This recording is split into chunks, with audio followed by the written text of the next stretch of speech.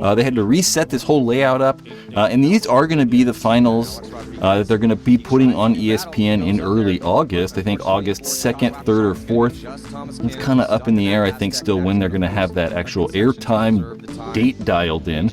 But these are going to be the finals that we're going to see on ESPN. And I think that overall, I think this layout actually worked really well. There were a few points or a few matches that were a little worrisome because we were kind of worried that spending all this time and being able to get this opportunity, the NXL and the pro guys getting this opportunity to go back on TV and be on ESPN, we were just hoping the layout was going to be quick, right? There were a few points. I remember there being an aftermath, I think X Factor match that was 1-1. But overall, the field played really fast, and especially in these finals. There's a lot of very good teams. I think the one thing we realized this weekend is there's probably like 5 to 6 of those top teams. Like Dynasty, Heat, Impact played extremely well. We saw Aftershock actually kind of step it up. Obviously, they're in the finals, so they did well. But they kind of like played maybe up more to their potential. I mean, we expect a lot from Aftershock. They have some of the best players in the world, so we kind of expect them to win. And when they're not doing well, or when any of these teams aren't doing well that have these crazy rosters, it's just I don't know, disappointing and maybe not as cool for paintball, because I want to see these like superstar teams and players do well. And that's your tournament right there, Bridnikov winning. Here on this back line, this is why the field got so big. They wanted to add, I don't know what they call these cameras. It's kind of a dolly camera. It's on like a track, so the camera can slide back and forth. And on the top, they can actually like move the camera around. But that's a shot, we're not seeing in the NXL. That's why they kind of had to move those fields far back. See how that camera kind of like, you get that parallax, how they're moving and panning at the same time. It's just really cool. I really like that. I always try to do that when I'm using the gimbal ever. This is A-Rod, just literally standing out in the open. Really cool. That's like awesome. If you can do that, you're really good. Look at him just run around that snake. I think he gets one guy, but trades with somebody. Colt Roberts right here. You can see him right there, just creeping through the center. Creeping through the center. He's thinking about it. Gets him. He got him. Oh, so Colt Roberts gets his man. He gets the shot in. Gets 2. Steve Castro. Oh, and he shoots out Grayson. Colt Roberts. This is definitely going on the list, courtesy of Payton. I love that. Major. Oh, major on Colt. That's not so good. Colt was about to finish the entire. Wait. No. Oh, that's right. It's not on Colt. It's on an Aftermath. This is another really good one.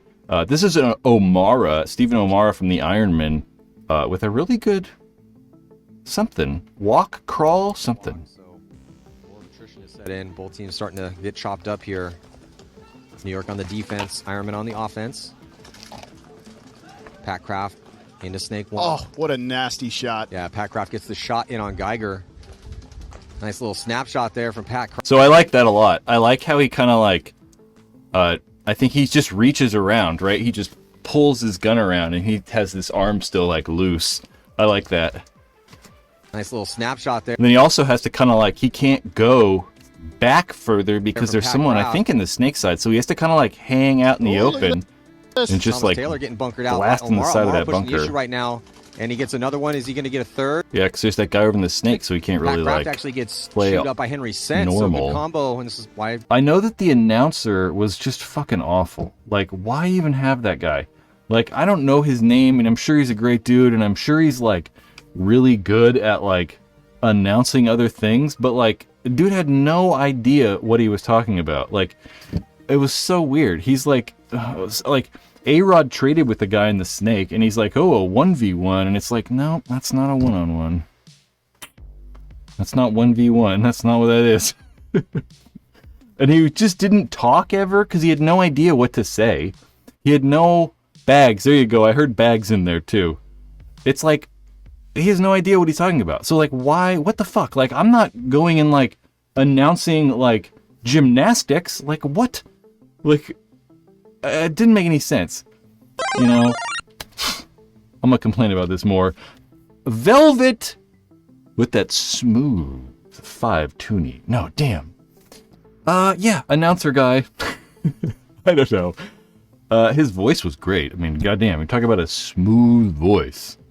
but he just had no idea what he's talking about. And you can even tell that he didn't know what he was talking about. Like, even if like you didn't understand paintball, you can just tell by like the words he's using and like cadence and like how he's speaking that like he doesn't know what he's talking about. And this is not what I expected. You know, I heard, oh, ESPN's coming. Okay, cool. What I expected was just more cameras on the field. I didn't think that they would do like a different announcer for Go Sports. Like, are they going to use the same audio that they did with Go Sports and then just kind of like edit the video up a little bit? I think they're going to take all of like the footage from all of those cameras, right? Because they have, you know, the spider cam thing. Oh, they didn't have that up, did they? Huh. I guess you kind of get rid of it with the drone. You know, they'll take all the raw feed from the drone and all the raw feed from all those cameras, put it all in and then edit it up, and then probably put that announcing on top of it. What I assumed they were going to do was take all that video, edit it, and then do the announcing in post. So you'd add the announcing later. That's what I would have done. I mean, I would have totally done that, because then you can kind of like pick what you're going to say. You can kind of like maybe tell a little bit better of a story. It was just kind of like interesting. What do I know? I'm an idiot. Who knows? That's not what I have done. Did he try to watch old footage or did he just wing it? I don't know. It kind of sounded like both, maybe. I mean, he wasn't terrible because he didn't really talk much. I mean, the guy only talked maybe like 30 or 40 seconds in total. It wasn't like he even said anything. But he knew a little bit. It seemed like he might have watched a lot of the matches before. Maybe he was like hanging out and talking to people and all that stuff. Matty was there. Matty Marshall was there. Yeah, I mean, he did everything, essentially. It was like Matty and this other guy, and Matt just talked the whole time. But I didn't think that's what it'd be. So we'll see what it's like in actual post-production when it gets going.